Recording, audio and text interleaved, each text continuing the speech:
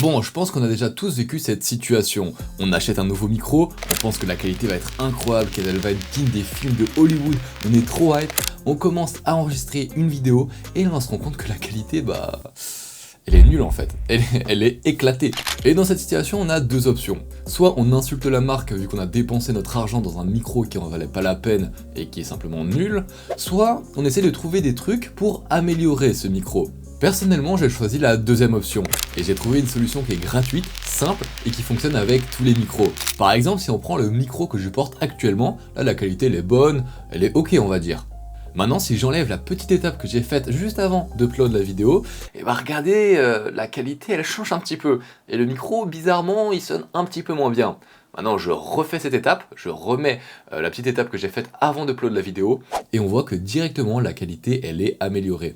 Bon, je vais arrêter de garder le suspense plus longtemps. Vous vous êtes jamais posé la question s'il existait un petit outil, un petit truc simple, comme vous savez on peut voir sur les images. Des fois vous prenez une photo, vous pouvez ajouter l'exposition, le contraste, la saturation, plein de petits paramètres. Et vous vous êtes jamais posé la question s'il existait un truc pareil, mais pour le son. Et moi je vais vous répondre, ça existe, et ça s'appelle l'égalisation. Enfin c'est un égalisateur, mais on va dire que c'est une légalisation.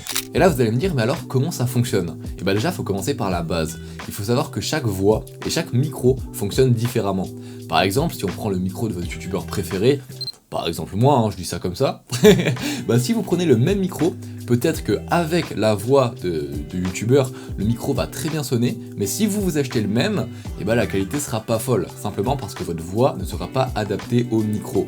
Mais ne vous inquiétez pas, ça ne veut pas dire que vous devez acheter des micros qui correspondent seulement à votre voix, vu que justement avec la légalisation, on va pouvoir adapter le micro à n'importe quel type de voix.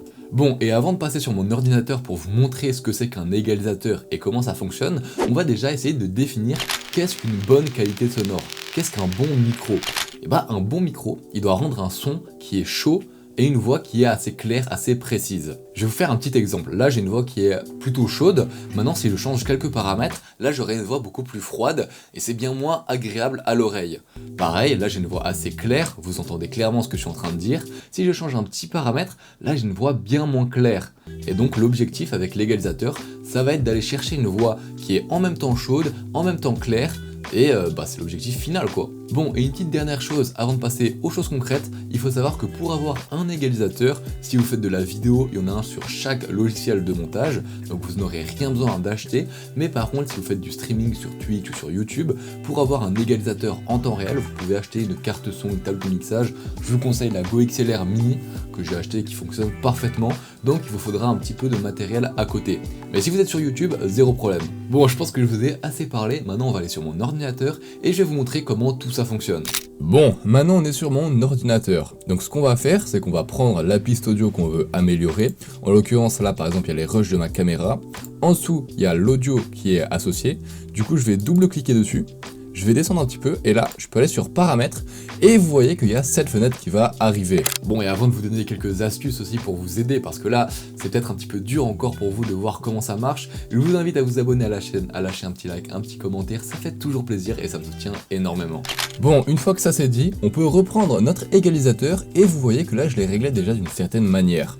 Donc j'ai augmenté les fréquences élevées, j'ai augmenté les fréquences basses et au milieu j'ai un petit peu baissé les fréquences moyennes. Donc vous voyez que souvent il y a déjà des égalisateurs qui sont déjà prédéfinis, mais je vous conseille vivement d'utiliser un personnalisé. Alors pourquoi j'arrive à ces réglages là?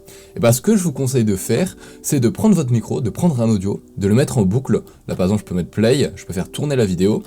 Et pendant que la vidéo tourne, vous allez changer chaque paramètre tout en haut et tout en bas. Donc par exemple là, je vais laisser tourner la vidéo, je vais changer les paramètres et je vais regarder ce qui est le mieux. Un exemple qui est peut-être plus marquant, qui sera plus marquant, ce sera avec les fréquences basses ou les fréquences moyennes, où là on voit vraiment une vraie différence si on met du coup notre equalizer tout en haut ou tout en bas. Je tiens aussi à faire une petite précision, je suis pas un pro du son, un ingé son quoi, donc moi je fais de l'égalisation vraiment depuis pas très longtemps, donc c'est sûr qu'avec ma voix et mon micro, j'aurais pu atteindre une meilleure qualité, mais je suis pas un ingé son professionnel, et donc j'ai atteint cette qualité là. Donc ça va vraiment être aussi à vous après de tester des choses chez vous pour voir qu'est-ce qui fonctionne bien, qu'est-ce qui fonctionne un petit peu moins bien, et ensuite vous verrez que vous allez améliorer la qualité de votre son petit à petit. Donc si je peux vous donner quelques astuces du coup pour vous aider avec cet égalisateur, de 1, n'allez pas dans les extrêmes, c'est-à-dire que vous voyez, moi j'ai jamais une des fréquences que j'ai mis au max ou au minimum, parce qu'aller dans les extrêmes ça va faire un son qui est très contrasté. Il n'y aura pas une sorte d'harmonie entre les différentes fréquences et il y aura un son qui sera pas très naturel. Donc je vous conseille de vraiment pas aller dans les extrêmes. Et de manière générale, des réglages qui fonctionnent assez bien, c'est de augmenter un petit peu les fréquences élevées, augmenter un petit peu les fréquences basses et baisser un peu les fréquences moyennes. Donc voilà, je vous donne quelques tips de comment est-ce que vous pouvez régler votre égalisateur. C'est pas la solution miracle, mais de manière générale, c'est un petit peu comme ça qu'on va le régler. Donc voilà, après, il n'y a pas grand chose d'autre à faire. Vous allez simplement essayer des réglages, regarder ce qui marche le mieux, ce qui marche moins bien, et c'est avec le temps, vous allez prendre de l'expérience, prendre des compétences, et vous allez réussir à améliorer votre micro de plus en plus, et votre micro, du coup, il donnera un son de meilleure qualité de vidéo en vidéo. J'aurais adoré vous partager une solution miracle, malheureusement, ça n'existe pas. J'espère quand même que cette vidéo vous a plu et vous a un minimum aidé. Bon les amis, j'espère que cette vidéo vous a plu, je vous souhaite vraiment d'améliorer votre micro et que tout se passe bien pour vous pour la suite. C'était Cosix, on se retrouve bientôt pour de nouvelles vidéos, de nouveaux tutos. Ciao les gens!